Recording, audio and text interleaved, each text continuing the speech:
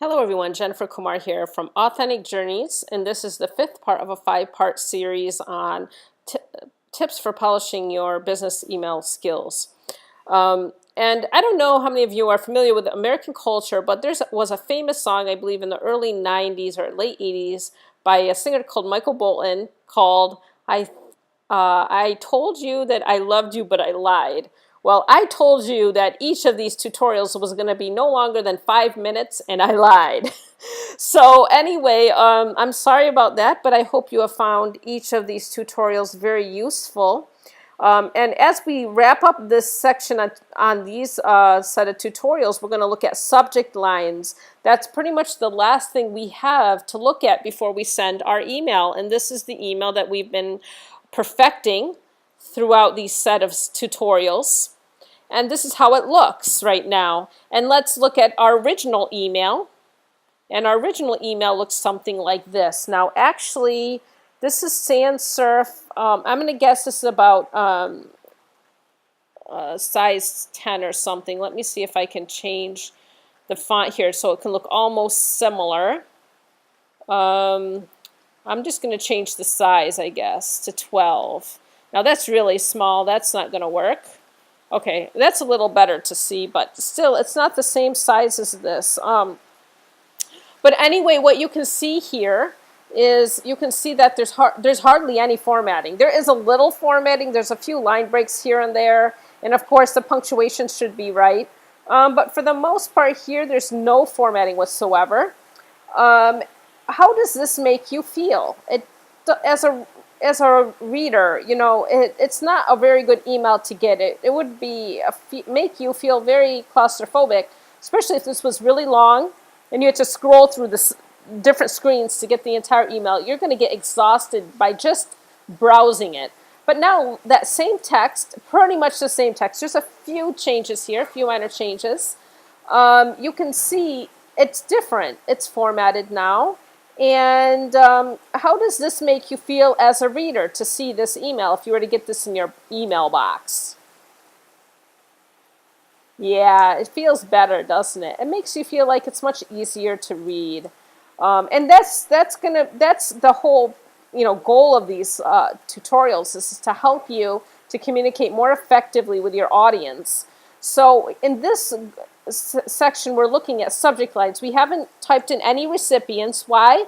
I don't really have a recipient, but the thing here is that I always suggested to write in all your text and format it properly, and then put in your recipient email IDs. Why is that? Well, we don't want to, by accident, send something. You know, sometimes we press send by accident, and then it leaves, and we don't have it anymore. We can't retrieve it, and there goes a horribly written email, or an email with a lot of mistakes, or a half-written email. Or an email we didn't check for attachments when there should have been attachments, or something like that. So just put in the email IDs last, and it will save you a lot of headache. Trust me. Even I make the mistake. Sometimes nobody's 100% perfect. So it's always good to do that. And let's see if I try to press send by accident, what will happen. See, you need to specify one recipient. So a subject line is really important. As a writer, we don't always think about the subject line. We're thinking of this message the way we're writing it, and the importance it is to us, but we're not always thinking about the recipient. Who is actually getting this email? Why do they need it? Why is it so important? How many emails are they getting in a day? Will they even open my email? We always like to believe, oh yes, everyone will open my email. My email is so important. It is so important to me, but is it important to the other person? Not all the time. So we have to think of a good subject line. And this email that I've written is basically a summary or a follow-up to a meeting, a training session, but in corporate terms, a meeting. How many people like to open emails about meeting summaries? Raise your hand out there. I'm sure nobody has raised their hand. So you don't like to open it. So even though if you write the email and you know this in your mind, is there a way to write a subject line that might be catchy to get people to open it? Now, obviously, the content is important. If we can have something in the content that draws them in, then tie that to our subject line, then that's going to be, a driving factor to open up that email. So what if I just wrote summary of session? Now, it sounds nice, right? This is what the email is about. It's a summary of the session. But if you see this email subject line in your email client, would you open it? Probably not. Or what if I wrote today's session? Probably you won't open that either. Now, let's say actually if the email was saying something like, hello everyone, today's session that was supposed to meet at 2 o'clock has been postponed to 3 o'clock. Sorry for any inconvenience. We will meet in the same time. We will meet in the same place, but the time has changed to 3 o'clock instead of 2 o'clock. See you then and there. We don't get anything about that from the subject line. If it just says today's session, people might think, oh, well, I'll just find out when I get there. Then they show up at 2 o'clock and nobody's there.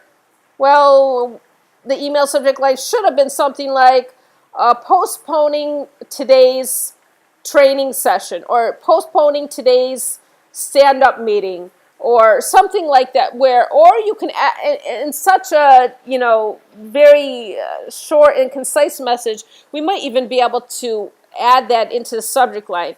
Postponing stand-up meeting from 2 p.m. to 3 p.m. And then whatever details inside the actual email, but you can't put all those details into the subject line.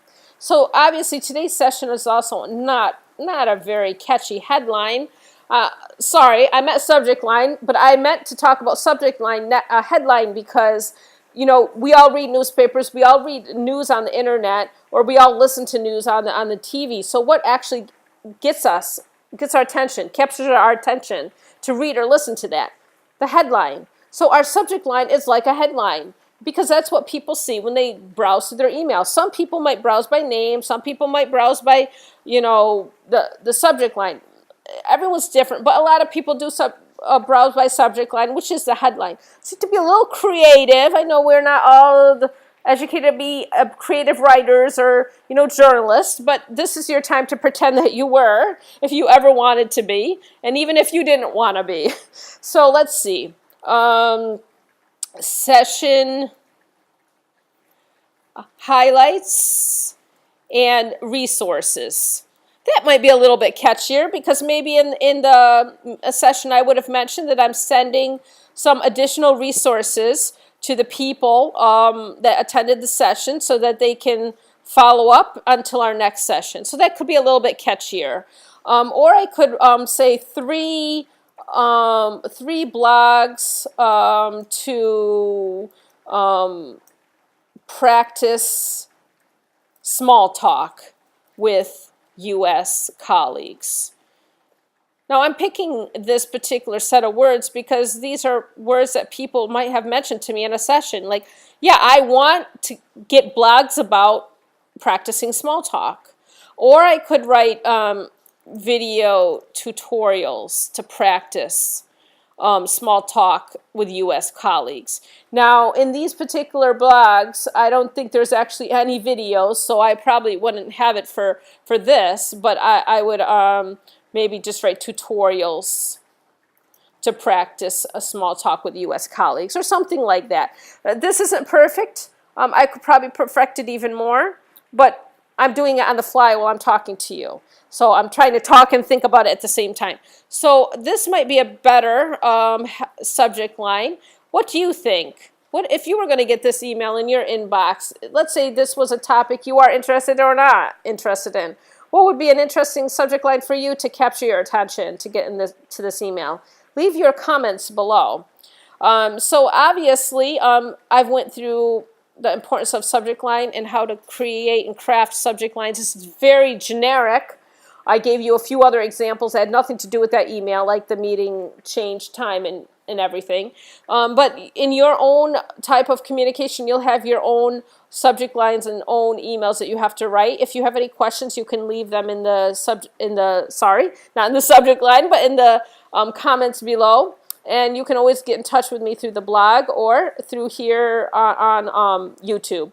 So thanks for listening to and watching this set of 5 sessions on how to polish your email skills on virtual teams, distributed teams, with a focus on global teams and working with Americans.